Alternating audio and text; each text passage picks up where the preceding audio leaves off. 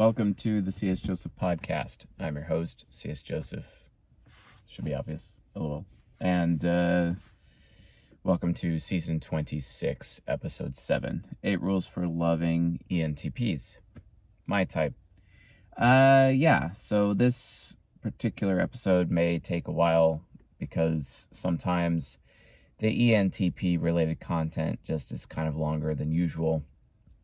For some reason, INFP is also pretty freaking long, but usually when I'm talking about myself, it could just go a long way. But real quick, though, when it comes to the rules for love, just understand that the rules, and I haven't really talked about this much within the season, but the rules have a tendency of changing over time. And that's because of a shift in relationships that a lot of people just are not aware of this shift. And it comes from, I became aware of this shift after reading Friedrich Nietzsche and his take on needs versus wants.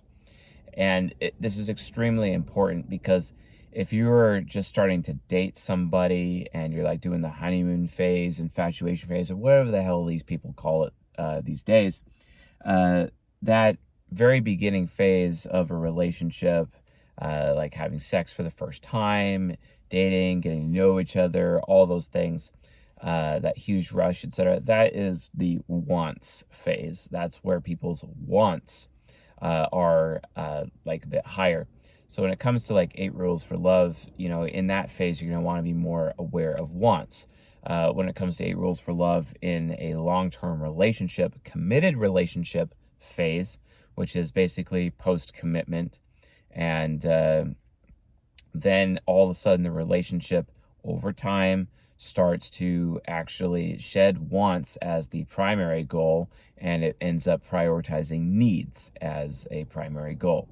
And this is really, really important because when needs become the primary goal within a long-term relationship, the relationship ends up being at risk of failure. And this risk of failure really just is as a result of closeness. And I'm quoting Mating in Captivity by Esther Perel when I say that closeness is what ends up threatening a relationship in the long run. And you have to come up with ways in a long-term relationship to reintroduce sexual tension, because sexual tension is actually the glue of sexuality within the context of a sexual relationship.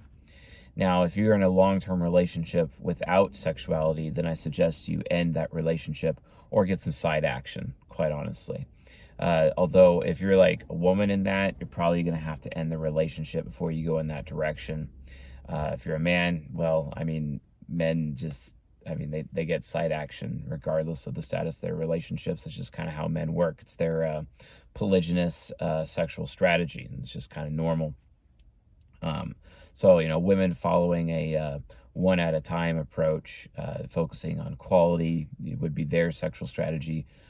Men focusing on quantity of women, that is their sexual strategy. Just to kind of define it for you folks so you can just kind of know how it works. In terms of morals and ethics surrounding sexual strategy, I don't care to discuss those because they're entirely subjective and change from culture to culture. So take it up with your own culture. I'm not here to judge your culture. I'm not here to say mine is better or even actually know what mine really is, because I don't, and I just don't care. So anyway, when it comes to 8 rules for love, it's important to understand these dynamics. But the rules that I have are going to be kind of generalized between needs versus want. It's not really going to get into specifics. So just like, this is like, in general, ENTPs are looking for this when it comes to having a sexual or romantic relationship with an ENTP. And that's kind of a thing. Now, just be aware, there's lots of different kinds of ENTPs out there due to cognitive focus, and also different maturity levels as well based on how much life experience they have. I think out of all of the 16 types, the ENTP is definitely the weakest against, actually, they're just the weakest of the 16 types. They're the weakest, just by default.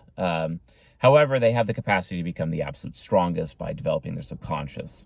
And that's where you get people like Andrew Tate or David Goggins, etc., who started out insanely weak within their life and then they became insanely strong. And it's just because of that opposites or that extremes dynamic, etc., when it comes to developing infinite sensing inferior or infant, because it's a very infantile function. So just kind of be aware of that.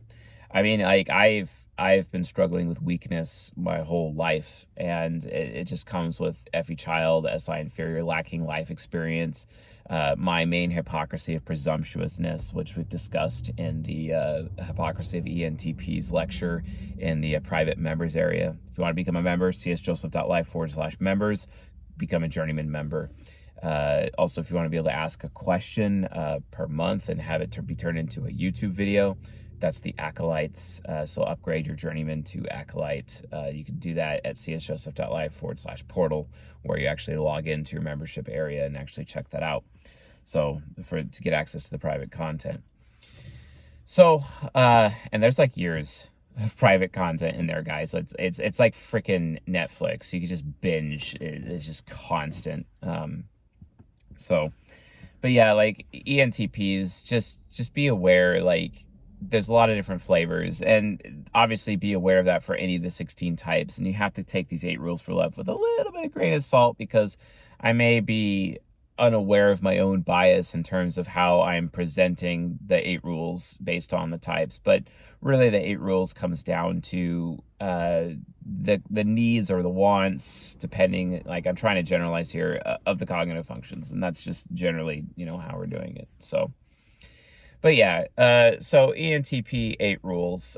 Rule number 1, you have to always make your ENTP feel wanted and desired at all times, literally at all times.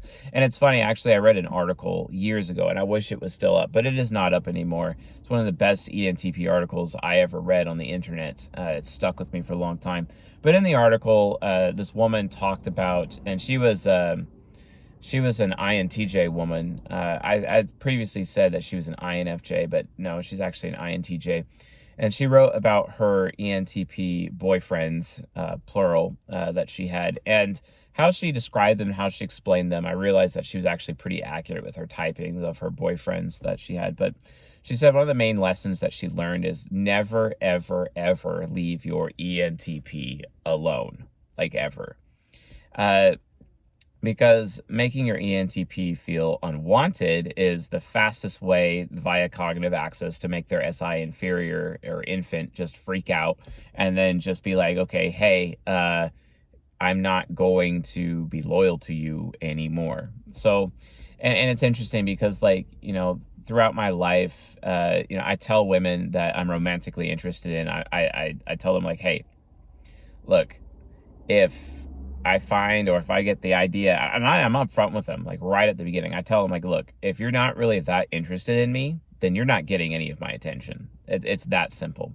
And this is what the INTJ was trying to state. It's like, hey, you need to make your ENTP feel wanted and desired, and don't leave them alone. Because, it's funny because as much as like we claim that ENTPs are a low maintenance type, they're actually an extremely high maintenance type, especially the more mature and the more manly an ENTP is, the more towards their alpha traits instead of their beta traits an ENTP is, the more maintenance they actually require.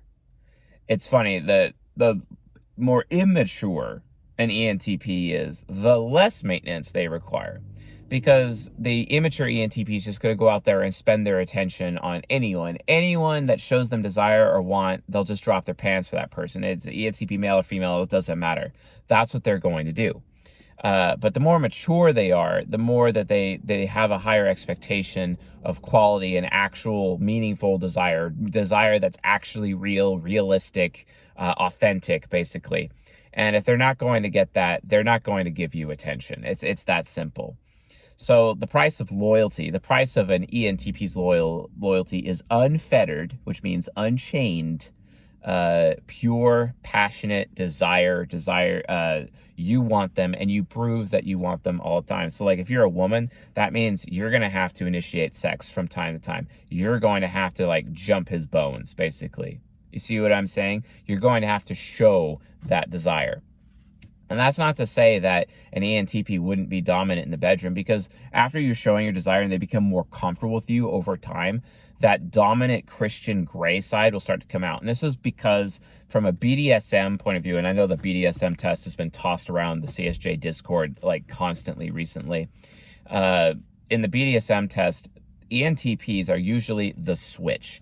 But the thing is that when I say the switch, so the switch is like they like to be dominant or submissive depending on their mood or depending on the situation, which is true. I am a switch from a BDSM point of view. However, if my woman is not making me feel wanted and desired in general, in life in general, I have no desire to be dominant with her. I have no desire to even give her attention. I will give attention to other girls. I will give attention to other women, and I won't feel guilty about it. I used to feel guilty about it. I don't feel guilty about it now, because it's like, great, my woman is not performing for me. She is not proving to me that she has desire or passion for me, so I'm going to go talk to other girls who do. It's that simple. So literally, rule number 1 is make your ENTP feel wanted, make them feel desired all the time, and prove it with concrete action, not just with what you say, but with what you do, okay? You just have to. And now people are like, well, how the hell do I do that? Well, jump your man's bones every now and then. Or like, just like, be like, get right up to your ENTP and be like, tell him like, yeah, I want you, I want you. Because like ENTPs, like for example, if an ENTP man is going to ask out a woman, how is he going to do it? Like, he really just goes right up to her, super direct with TI parent, and just be like, hey, if you want to suck my dick in the parking lot after you get off work, I'd probably be okay with that. Or he'd also be like, another way of saying it would be, hey, if you wanted to ask me out, I'd probably say yes. Saying probably means a little bit of coquette seduction style in there. But he's presenting the woman with a choice, an immediate choice, as if like, because the ENTP man would be like just immediately attracted to the person, even if they don't exactly know the person per se. That's just, and that causes INTJ women to cringe and whatnot. But the thing is that INTJ women, if they actually allow themselves to be passionate with their NI hero, instead of being scared, pussies all the time, they might actually discover something. That's the thing. It's so weird to watch NI hero just be so risk averse. And when comparing INTJ to INFJ women, I have to say that INFJ women are way more willing to take the risk with their ESTP subconscious than the INTJ is with their ESFP subconscious. And it's hilarious to me. It's so funny because I get to watch an affiliative INFJ have more courage than the triple pragmatic INTJ. I laugh at that. I think it's hilarious. And I think that's one of the reasons why INTJ women in general are just unhappy, is because they're not willing to take those risks. They're so afraid of losing what they have that the end it's like they're holding sand and they're crushing it in their hands and it's slipping through their fingers, and their entire life is slipping through their fingers because of it, and they're not willing to take that risk. And they like the, and the thing is that even INTJs, I was talking to Andy recently, and she's like, oh, well, emotional investment is important. And I'm like, whatever. Yeah, you INTJs say that emotional investment is important. Yes. And sure, emotional investment is important. But here's the reality, okay? Here's the reality of the situation. That's just, whenever these women claim that they want this emotional investment thing, they're either not actually that attracted to you, they probably don't actually want you that much, because you're probably more beta than alpha, or you're not you haven't developed that balance of beta and alphaness as a man in that situation. But the real thing is that it's just their SE inferior. They think by having that emotional bond that it's going to lower their chances of being rejected. That's actually the situation. When the reality of the situation is what is actually going to prevent them from being rejected is them having unchained passion for their ENTP. That's the truth. Emotional bonds, especially to a mature, high-value ENTP, don't matter as much anymore because he's been around. He has life experience. He knows hypergamy. He is aware of the risks. He has suffered, right? But then, if you're going to reverse the situation, you have like an INTJ man to an ENTP woman. The INTJ man's got that FI child masculine idealism that's like super, super hammed up. And like from his point of view, he doesn't want to deal with a hypergamous ENTP woman. And they're very hypergamous. I can't believe it. Like, oh my God. Like, they get around. They really get around. But the thing is, though, is at least the ENTP woman doesn't have to suffer the burden of sexually performing. And like an ENTP woman is good at performing if she just lies down on her back and opens up, because the INTJ man just doesn't really care that much. And again, I know we're talking about golden pairs here, but the same thing could be said even in like the natural pair, which is the bronze pair, basically. So, the thing is that the ENTP woman doesn't have to concern herself with performance, and she just has to go out of her way to make herself as desirable as possible and preserve her beauty over time.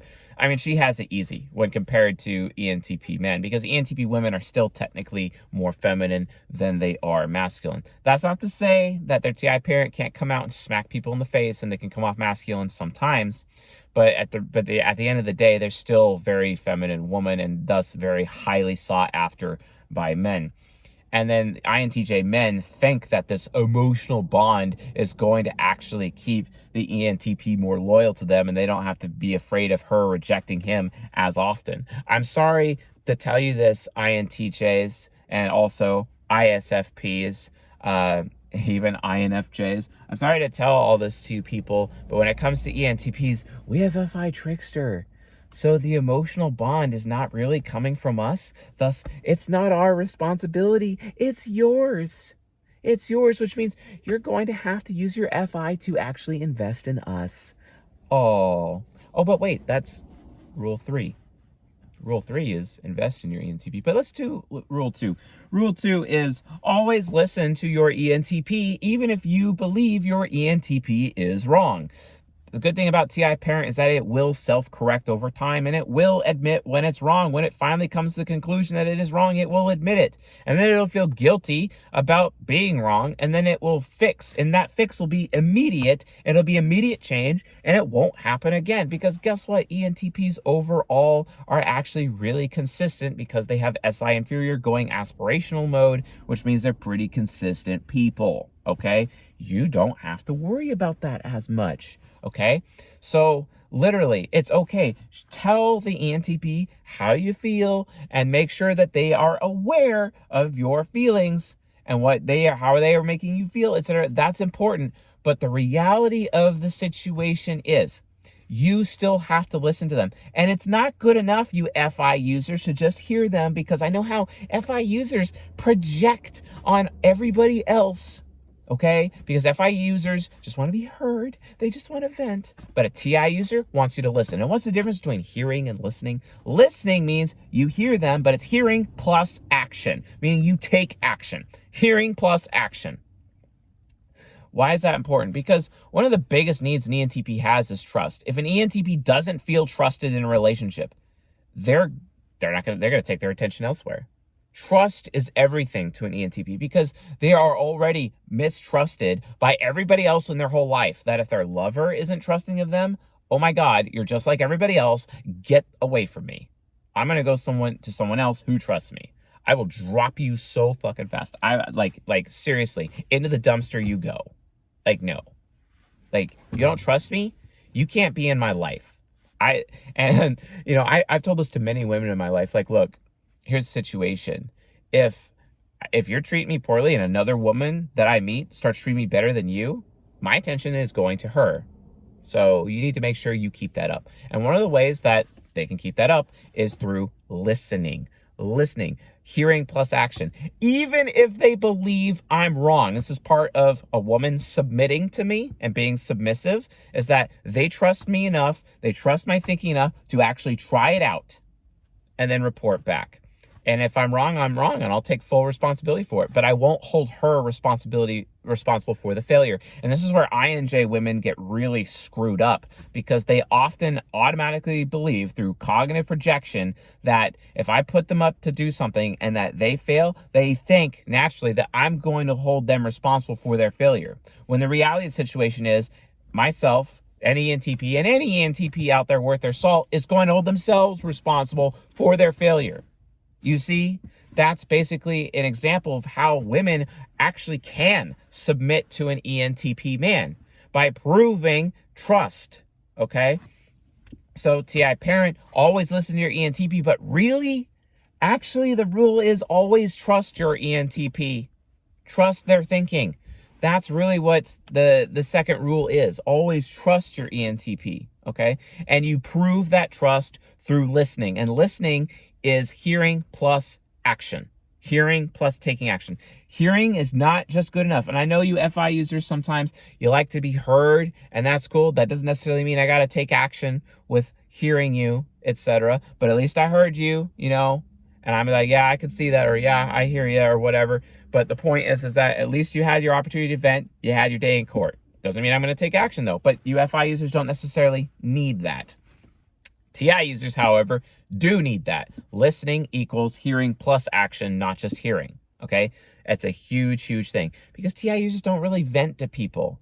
They are all about problem solving. And unless you're going to take action, hearing or venting is not good enough, basically. So understand that. Rule number 3 is always invest in your ENTP. You as an FI user, or you as any type, it doesn't matter. You need to be willing to invest in them. Emotionally invest, financially invest. It is literally, you are pouring in to your ENTP, okay? You're giving in to them. And naturally, they will return the favor by being super mega caring and supportive to you. But if you're not willing to put up your investment up front and first, they're not really going to be interested. And also, they're also not going to feel valued and made, they're not going to feel like a priority to you, okay? And that's the thing. You always want to make sure FE child is the #1 priority in your life. If you're like a dog mom, for example, or a dog dad, if that's a thing. No, it's probably not. But like, look, if you're a woman and you have children, okay, like you're a single mom, or you're a woman and you have animals and you're like single, but you have animals, an ENTP man's going to look at you and be like, wow, she's obviously going to make her children a higher priority than me. She's obviously going to make her animals a higher priority than me. She is not getting my attention. I'm going to go elsewhere. You see what I'm saying? So do women not realize, especially NJ women who are the ones who need an animal the most, because, you know, they need something for their SE because they're alone. But let me tell you something, NJ women, or anyone out there, if you have an animal, you are far less attractive to an ENTP than other women. Like an ENTP man, that's just literally true, you know. Now, granted, luckily I like animals and I like dogs, but the thing is that I can't stand it when a woman is putting their animal or their pet above me. I will not be a second-class or a third-class citizen in her life. You know, and if she has children, I get that children are really, really important. The thing is that if she has children and she wants me to be like family to her one day, she ever wants me to be family to her, or if she ever wants me to potentially take on a kind of parental role over her children, the reality of the situation is that she has to put me first.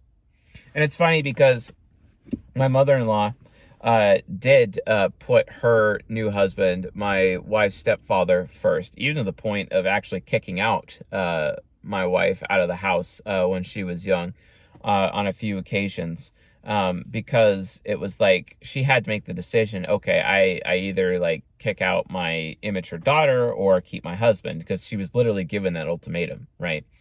And in that particular situation, while it sounds really effed up, I think she made the right choice, given the choices that she was given, this ISFJ. She didn't really, her choice was completely taken away. And, you know, even my wife would admit, you know, yeah, I was pretty rough in those days, and there were times where I absolutely did deserve it. So, like, okay, fair enough. At least her TI parent can actually admit that, right?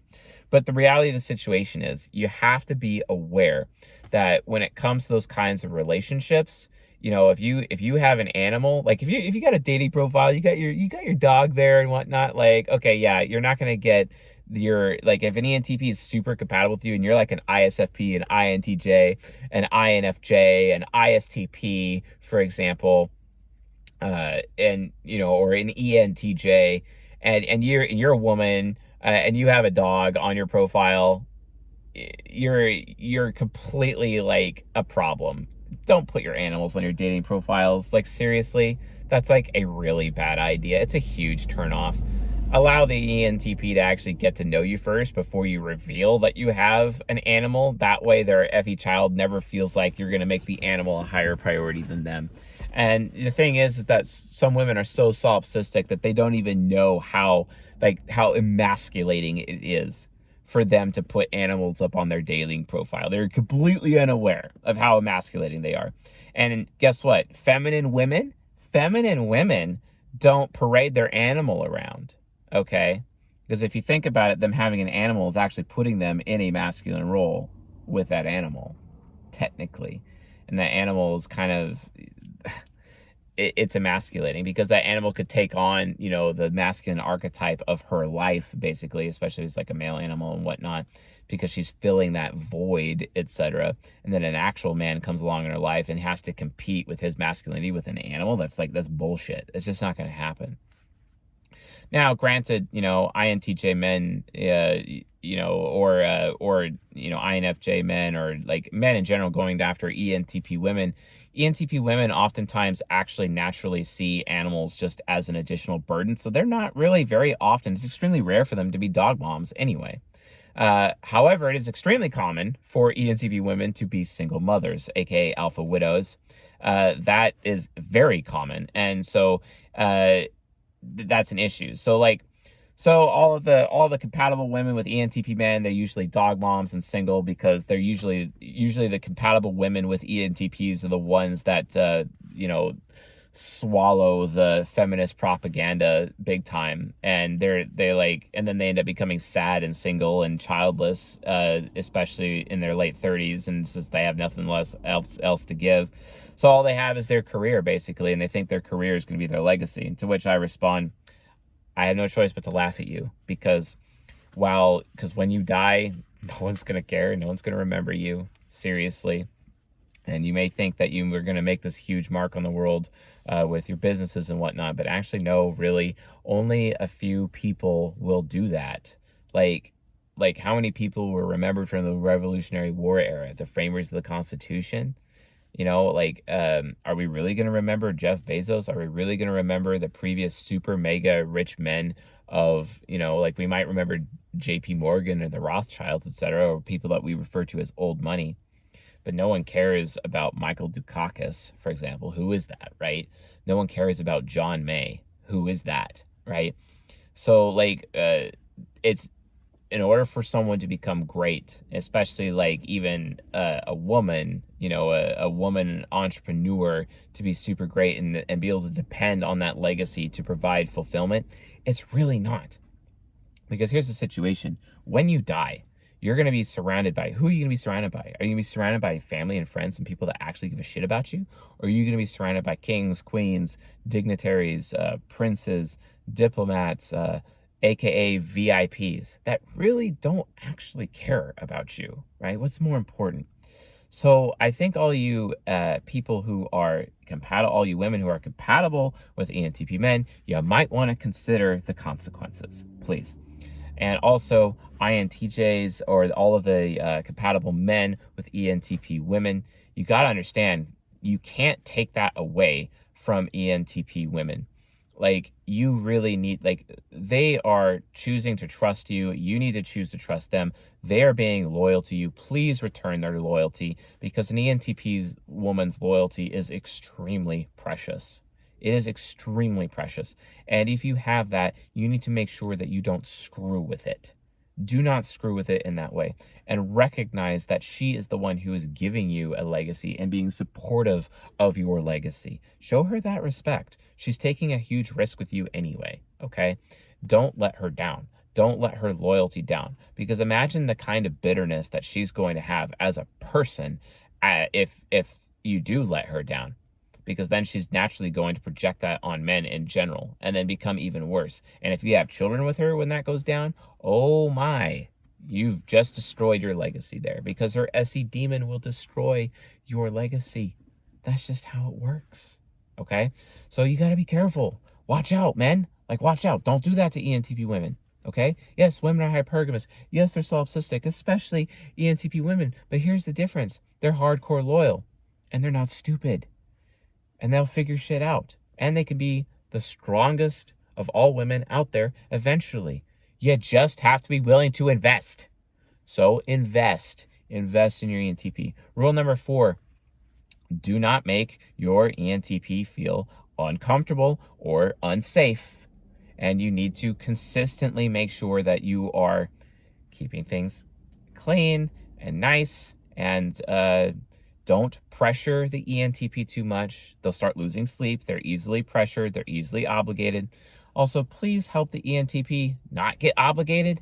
Sometimes we end up, other people obligate us, or we end up obligating ourselves, and it turns into an absolute shit show. Because when we're obligated, we'll drag everybody else down with us, and it's a huge problem. So please protect the SI infant inside of the ENTP's mind from obligation. Go out of your way to use your extroverted sensing, because if you're in a sexual relationship with an ENTP, you better have extroverted sensing. Use your extroverted sensing to unobligate the ENTP and remind them and teach them these things and pour yourself into them. And this is an area that you can help them improve. Help them improve by helping them manage obligations. And show them that the more obligations they take on, the more uncomfortable they're going to be later. And the more complaining they're going to be later. And the more they're going to make everybody else in their life suffer, because they themselves are suffering, but they put that suffering on themselves. So you have to be in suffering prevention mode, because ENTPs will absorb suffering, and as suffering is attracted to ENTPs like moths to a flame. You got to watch out for that. So you're going to have to help them manage that, okay? So, and go out of your way to give them a good experience. Look, if you're going to let your body go and you're an SE user, wow. I mean, this is why I tell, like for example, I tell men, marriage isn't worth it, because marriage don't get anything out of men. Because when a man gets married, his woman is, frequency of sex goes down, quality of sex also goes down, and she's just going to let her body go. So he's not really getting anything. And you could argue he's getting children, but then, in Western society, a woman has the ability to decide if a man is fit enough to be the father of their child and then just leave arbitrarily. So based on that, a man technically actually gets nothing out of a marriage. This is why I tell men to not get married.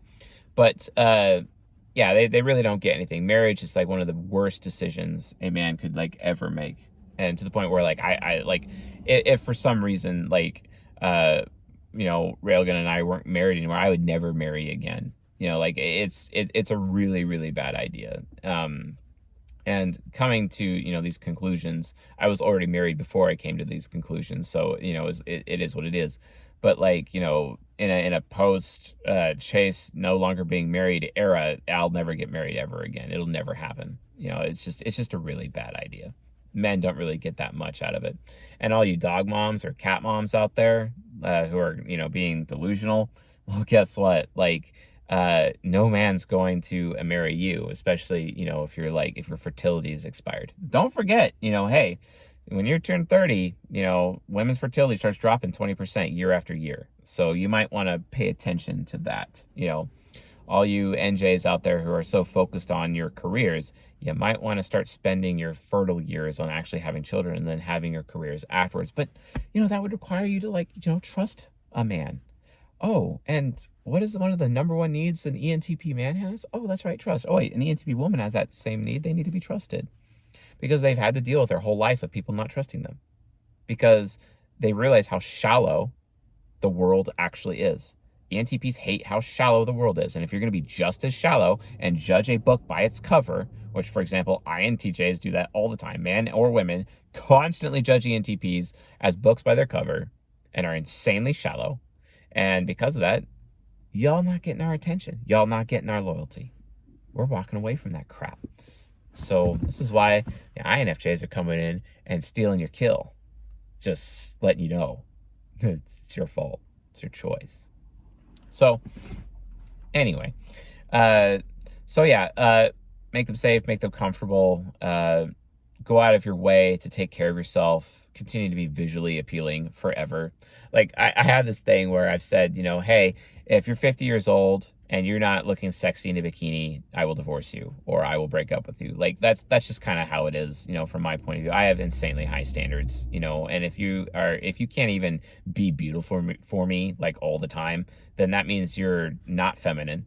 That means you are not taking care of yourself. That means I'm not interested anymore. It's just that simple. That means you're being disrespectful to me. So make sure that you're handling that. Also, like, don't pressure me. I hate being pressured all the time. When I am comfortable to do something, you're going to have to just wait and be respectful of me. When I'm finally comfortable to do something or I have the energy to do something, I'm going to do it then. It may be a while, maybe a couple weeks, but you're just going to have to wait. And if you're not able to wait on me, well, you're not going to get my attention either. You can't be in my life. That's just reality. So the fifth rule is that just realize that ENTPs have a huge problem with despair. We despair very easy. And based on that, like, you want to go out of your way. So rule 5 is don't destroy an ENTP's hope or optimism. You want to support that optimism or their hope as much as possible. And one of the best ways that you can do this is by sharing your hopes and your dreams with the ENTP as well, because then it seems less hopeless. It seems way more achievable because they see somebody else doing it as well. And they will share that with them. Also, again, with rule 4, make them feel safe and comfortable. Recognize that they'll share things with you. Please accept what an ENTP shares with you. If you're just going to not accept what they share with you, they're going to stop sharing with you, and then they're not going to want to share with you anymore. And again, their attention towards you goes down. So another aspect of rule 4. But with rule 5, that despair is a problem. They can be hopeless. So to combat hopelessness, always tell them like what you want, what your hopes and dreams are, so that they can have hope too, because they are going to use their anti-hero to borrow your hope so they could stop being worried about their own future, because that happens all the time, and it's like super annoying that happens, but it is a thing. So make sure you're on top of that. Rule 6 is just understand that they by default kind of like treat everyone and naturally believe everyone else is stupid. The older they are, the less they do that. The younger they are, the more they do it. And while ENTPs often expect people to listen to them, they have a hard time listening to other people.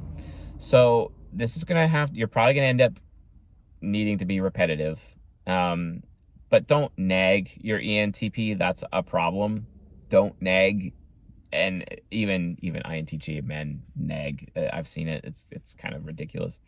But don't nag. Don't nag the ENTP, because that would violate rule 4. But the thing is, though, is that just understand that if you're going to be presenting information or evidence to the ENTP, you better have done your homework, because if they find one flaw in your argument, they're naturally just going to dismiss the entire thing.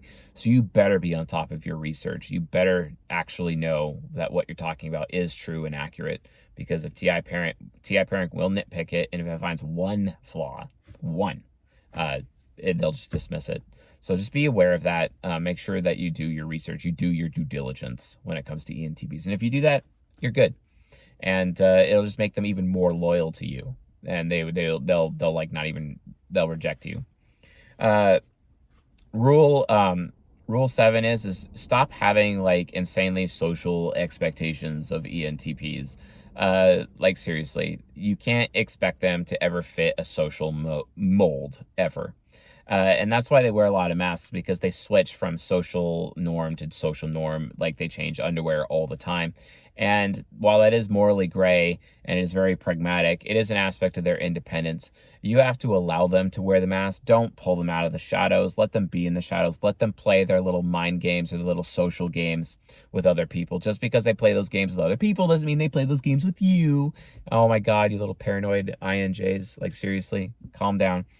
But, because from their point of view, they're sharing their mask. You get to be inside of their mask with them, basically. That's the ENTP way, okay? So you don't want to hurt that. FI trickster can be a serious issue. Now, FI trickster, though, will develop morals over time. They may be able to count them on one hand, but those morals, aka principles, they will never let go of them because they've been completely tested. They're like, this is an actual principle and I will never let go of this. And you will have to respect that principle. That's when they actually have them. It's a really, really big deal. But otherwise, just realize that they're just going to be breaking the mold constantly and being that social pariah to the point of where it may even embarrass you. Get over it. Get over it. Because here's the thing. You have to realize that your embarrassment is based on subjective thinking anyway. So who cares? Who cares if you get embarrassed? Okay? If you get embarrassed, that could be as a result of your own ignorance. Not because the ENTP's an ass. It could actually be your ego investments being in the wrong place. Have you ever considered that? That's why their TE critic is not really going to listen to you unless you've done your due diligence, which is rule 6, right? So keep that in mind. And rule 7, just know that your ENTP will naturally make everyone else uncomfortable around you all the time. They'll come off like creepers, they'll come off like axe murderers or serial killers or whatever. They will just consistently make people uncomfortable all the time because that's what SE Demon is. They'll even potentially shame other people and make a show or make a drama just to prove a point or just to teach a lesson. That's how ESFP superego works. Be okay with it. Also, if you want to make sure that their SE Demon is not going to come out, again, make sure that you're pampering and providing Zen to their SI infant, okay? Super important. And then the demon is not going to come out and destroy everything. Because here's the thing. If an ENTP is uncomfortable or hasn't slept or has insomnia or has a lot of problems, they're going to make sure everyone else is suffering. So if an ENTP is suffering, everybody else will suffer. You want to stop the collective suffering in your life, in your family, in your workplace? Get the ENTP comfortable and then the suffering will stop. It's that simple. Because the ENTP's like, why is it fair that I'm the only person here suffering? If I have to suffer, y'all suffer with me. That's the reality, okay? That's a thing. You need to be aware of that. So make sure you're going out of your way to heal that part of them. And this is a thing where, like, you yourself need to put in more effort. So for SE Demon, make sure, rule number 8, put in a lot of effort and do not cut corners or take shortcuts in your relationship. If you do, their suffering will increase, and then your suffering and everybody else's suffering, even if you have children with the ENTP, your children will suffer too. You can't do that. So no cutting corners, okay? Do not cut corners in your relationship. You are either all in or you are all out. It's that simple. All in or all out. You have to do it that way. And there is no other way. Otherwise, suffering will happen and your ENTP will take their attention elsewhere. That's just how it is, guys. I don't know how else to be any less frank with you about it. That's what will happen. So anyway, folks, those are the 8 rules for loving ENTPs. If you found this lecture useful, helpful, educational, enlightening, please leave a like and a comment, and we read all the comments, etc. If you have any questions, email support@csjoseph.life. If you want to become a member, csjoseph.life/members. And then also, guys, don't forget, we have our new course that's coming out very soon. It will start being available on February 1st, at least that's when we're timing it. And that course, it will be how to bulletproof your relationships against failure. And it'll be an amazing course. The visuals and everything that we've had on it is so good. Including, we're going to have these data sheets for each of the types explaining the cognitive functions, immature variance, mature variance, also definitions of the functions. We've done a really, really great job. They're at the graphic artist right now, and he's building it for us. I'm just blown away by all the amazing content that we have for this course. So you guys are definitely going to want to get in on that. So we'll make that available for you guys very soon. But one thing at a time, right? So anyway, folks, thanks for watching, and I'll see you guys tonight.